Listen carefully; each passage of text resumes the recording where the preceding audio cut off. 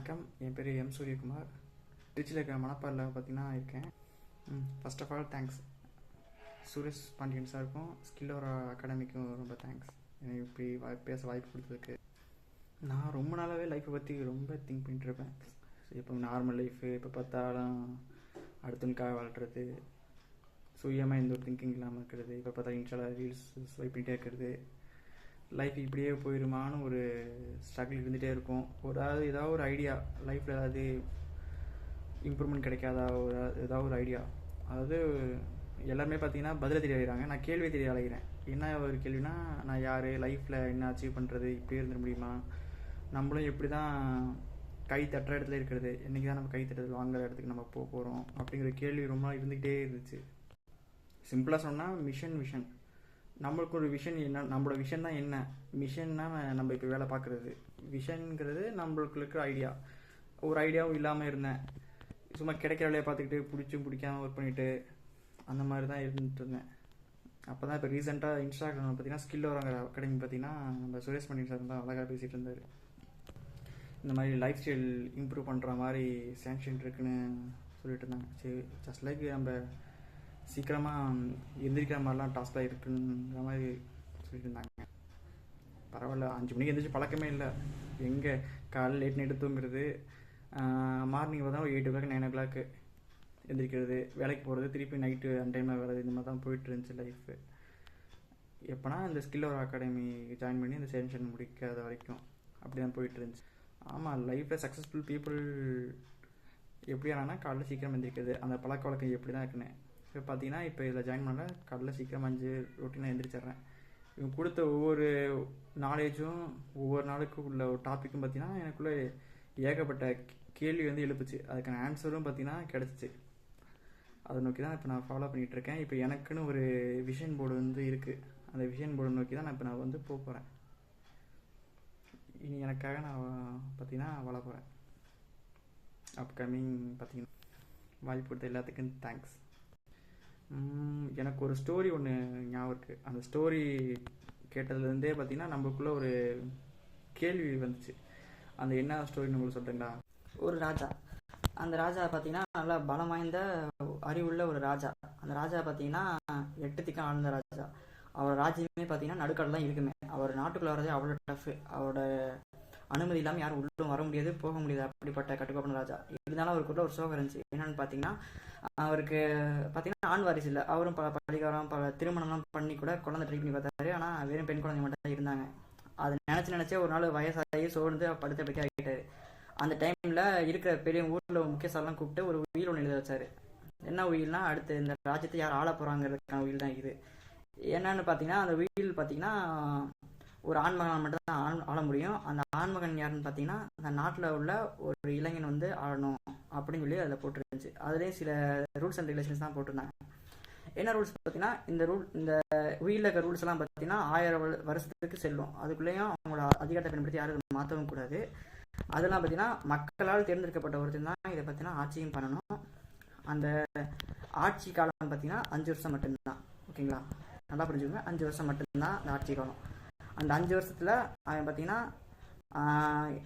ராஜ்யத்தை எப்படி வேணால் பயன்படுத்திக்கலாம். அவனுக்கு பிடிச்சது பிடிக்காது விருப்பம் எது. ஆனால் என்ன ரூல்ஸ்னால், அது விற்கவும் கூடாது, யாருக்கும் தளமும் வழங்கவும் கூடாது. அந்த மாதிரி போட்டிருந்தாங்க. அடுத்து என்ன சொல்ல வந்தாருன்னு பார்த்தீங்கன்னா, அந்த அரசன் 5 வருஷத்துக்கு அப்புறம் அவன் என்ன பண்ண போகிறாங்கிறத குறிப்பு இதை போட்டுருந்துச்சு. என்னன்னு பார்த்தீங்கன்னா, 3ஆவதாக அடுத்த லாஸ்ட்டாக பார்த்தீங்கன்னா ஒன்று கொடுத்துருந்தாரு. அந்த அரசு ஆட்சி காலம் முடிஞ்ச அந்த மன்னன் பார்த்தீங்கன்னா ஒரு 3 தீர்மானங்கள் கொடுக்கப்படும். அந்த 3 தீர்மானங்களில் ஏதோ ஒன்று அவர் கண்டிப்பாக சூஸ் பண்ணி தான் ஆகணும். அதான் அவரோட லாஸ்ட்டு அந்த 5 வருஷம் முடிஞ்சதுக்கான காலம்தான் அந்த ஆப்ஷன். என்னன்னு பார்த்தீங்கன்னா, ஃபர்ஸ்ட் ஆப்ஷன் பார்த்தீங்கன்னா மக்கள் முன்னாடி அவருக்கு விஷத்தை கொடுத்துருவாங்க. விஷத்தை குடித்து அவர் சாகிறது. 2வது ஆப்ஷன் பார்த்தீங்கன்னா மக்கள் முன்னாடி அவர் தலையை வெட்டி கொள்வது. 3வது பார்த்தீங்கன்னா நாட்டை தாண்டி ஒரு அமேசான் தீவு மாதிரி ஒரு மனிதன் உள்ளே போனாலே வாழ தகுதியெல்லாம் ஒரு தீவு, உள்ளே போனால் செத்துருவான். அந்த மாதிரி ஒரு மோசமான தீவு. இந்த படகோட்டி எடுத்திருப்பார், இந்த பாகுபலியோட கட்டப்பா மாதிரி. அவர் எப்பவுமே அரசுக்கு அடிமையாக தான் இருப்பார். அவர் மூலியமாக கொண்டு போய் இந்த காட்டில் விடுறது. இந்த 3 ஆப்ஷனில் ஏதாவது ஒன்று சூஸ் பண்ணி தான் ஆகணுமே. இப்படி ரூல்ஸ் எழுதிட்டு மன்னரும் மறைஞ்சிட்டாரு. அதுக்கப்புறம் பார்த்தீங்கன்னா அடுத்து யார் தான் மன்னராக வரப்போகிறாங்கிற ஒரு கியூரியாசிட்டியில் அது இருந்துகிட்டே இருந்துச்சு. மக்கள் இருந்து ஒருத்தனா வந்து ஆட்சி நல்லா பண்ணி ஜாலியாக இருக்காங்க, நல்லது பண்ணுறாங்க கெட்டது பண்ணுறாங்க, செத்தும் போயிடுறாங்க. ஏன்னா காட்டுக்கு யாரும் அந்த ஆப்ஷன் சூஸே பண்ண மாட்டாங்க. ஏன்னா காடுங்கிறது கொடூரமான காடு. ஏன்னா மனுஷனை தின்னு சாப்பிட்ற விலங்குகளும் கொடிய பூச்சிகளும் விஷ மூலிகைகளும் இருக்குது. அந்த மாதிரி மோசமான ஏரியா எப்போயுமே அந்த காடு கிட்ட தான் இருக்கும். அதுக்கு பயந்துட்டு சில பேர் தலை வெட்டி செத்துருவாங்க, சில பேர் விஷம் குடிச்சு குடிச்சு சாவாங்க. அதை சூஸ் பண்ணியிருக்காங்க. அந்த மாதிரி டைமில் தான் அந்த மக்கள்லேருந்து ஒரு இளைஞன் வந்து பார்த்திங்கன்னா அந்த இளைஞன் பார்த்தீங்கன்னா வந்தார். வந்து அரசாட்சியை பிறப்பித்தார். அவர் என்ன பண்ணார்னா 5 வருஷம் எப்படி ஆளணும் அப்படின்னு அவர் திங்கே பண்ணல. 5 வருஷத்துக்கு அப்புறம் நான் எப்படி வாழணும் அப்படின்னு திங்க் பண்ண ஆரம்பித்தார். என்னென்ன பண்ணார்னா ஒவ்வொரு வருஷத்தையும் ஒவ்வொரு டிவிஷனாக பிரிச்சுக்கிட்டாரு. ஃபஸ்ட்டு வருஷம் என்னன்னு பார்த்தீங்கன்னா ஊரில் உள்ள அறிவாளிங்க, புத்திசாலிங்க, பெரிய பெரிய ஞானிகள், பெரியவங்களாம் கூப்பிட்டு ஒரு திட்டத்தை ஏற்படுத்தினார். என்ன திட்டம்னா 5 வருஷம் எப்படி நான் சர்வே பண்ண போகிறேங்கிற திட்டம். ஓகேங்களா? திட்டத்தை போட்டார். 2வது வருஷம் என்ன பண்ணார்னா ஊரில் உள்ள அந்த கொள்ளை சிறை கைதிகள் மோசமான ஆளுங்கள்லாம் கூப்பிட்டு போய் ஒரு பெரிய படகா ஒன்று ரெடி பண்ணிட்டார். 2வது வருஷம் பெரிய படகா ரெடி பண்ணிட்டார். 3வது வருஷம் பார்த்தீங்கன்னா அந்த கைதிகள்லாம் கூப்பிட்டு போய் அந்த கப்பல் ஓட்டுறதுல கட்டப்பா அவர் மூலியமாக போய் அந்த அமேசான் தீவு மாதிரி அந்த மோசமான காட்டில் மனுஷனுக்கு தீங்கி விளைவிக்கிற எல்லாத்தையுமே அழிக்க சொல்லிட்டாரு.